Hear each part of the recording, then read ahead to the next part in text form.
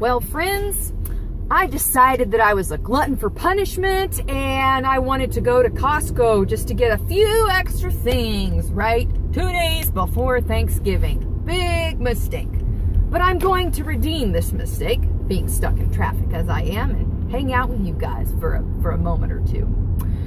I published an article today on the website discussing what I've seen in the prepping community, that some people are closing the chapter on prepping now that the Donald has won. And I make the case for the reasons why I think that is a major error, but also why it is that historically I would submit we are in potentially more danger than ever before, really because of the overbearing, heaving presence of the federal government upon the shoulders of the citizens here of these great United States, plural, not singular, plural.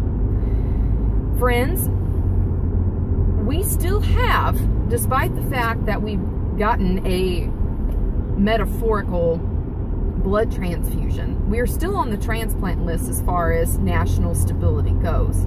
And if you need any evidence of this, look at how divided the electorate is based on location and population size. Reed made a video, which I highly recommend you're watching, on the Electoral College and why the Electoral College has the place that it does in our elective process, okay? Throughout time, areas of dense population, meaning the cities, right, urban areas of dense population have been extremely self-centered in the way that they view the world, and especially the way that they view the necessity of other people to embrace and adopt their lifestyle, including their restrictions, right? And you're seeing this, I think, play out. Look at the contrast between gun laws, between moral issues, between the role of between the views of the role of government in the lives of its citizens from coast to coast. The party of blue has a few strongholds, namely the coast, the densely populated outposts across the country, the cities, and that's about it, right? We are shaping up here to have a pretty significant face-off from the two opposing views of what the nation is going to be like in the future, right? And have we bought ourselves time? Yeah, maybe. But, and I've made this point many times. The electorate is divided, okay? And we have so many people who think that their eggs come from an aisle in a grocery store rather than chickens, or they think their water comes from a tap rather than a well somewhere. We have many generations of people who are used to depending in one way or another on the government, or on infrastructure provided by their government. And you know, you're seeing this classic argument of urban versus rural set itself up again. And I would submit to you that this is a major contributing factor to the last time this nation was deeply divided to the point of conflict, the war between the states, also known as the Civil War.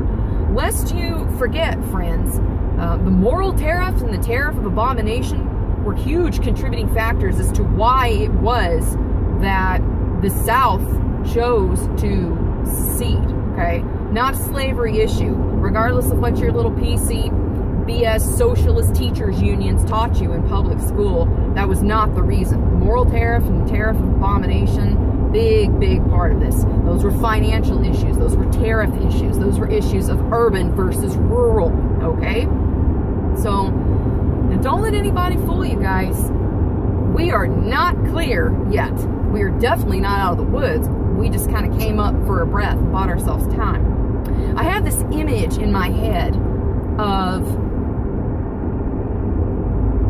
it was a particular documentary I watched called Blackfish. CNN, Communist News Network, actually did a pretty decent documentary on the lives of these poor orcas in captivity.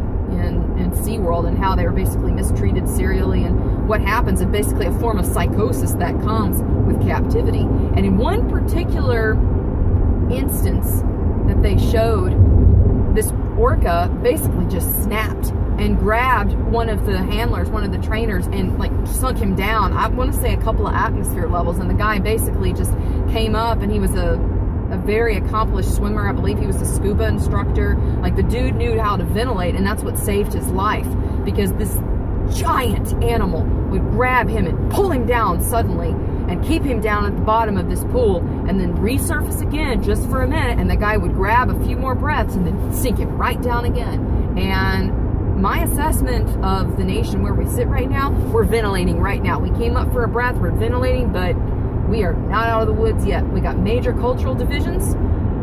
We have major issues with the value of our dollar, which are not going to be solved by the Donald getting in unless he abolishes or audits the Fed. We'll see. We'll see. It's going to be an interesting Thanksgiving all across the country, I think. A lot of people having a lot of probably very heated or heavily, how shall I say, modulated conversations with the presence of alcohol. There's going to be a lot of very awkward pauses and awkward conversations at Thanksgiving tables this next week. Turn to your police scanner for all the fun stuff if you're interested in that. But we're not out of the woods yet, guys. Just some thoughts for today. I have hope. My best hope at this point is the Convention of States, because I do not see the United States continuing as a unified, really as a forcible union. I do not see it happening. I think at best we can hope for a peaceful balkanization outside of the Convention of States succeeding. If you don't want to see the country break up, then you're going to have to support the Convention of States. That is what it is. And there's a whole lot of bull floating around, a whole lot of people talking about stuff they are not qualified to, and that they are quite illiterate and ignorant on. The Convention of States is your best bet to be able to preserve a peaceful republic with powers of the federal government limited as they were intended to be. Outside of that, I see an eventual snowball, an avalanche effect from the Fed continuing to consolidate power and oppress the states and hurt their peoples. So outside of that, folks, I'm not seeing a whole lot of happy, bright days ahead here, regardless of who the president is, okay? So that's really what I would submit as our best bet. The Convention of States, the Convention of States, the Convention of States. Limit the powers of the federal government, what they were supposed to be originally. I hope that was helpful for y'all. Looks like I'm out of the traffic. Hope you have a great week. Hope you have a very happy Thanksgiving. For now, it's Patriot Nurse signing off, and I will see you guys later. Bye.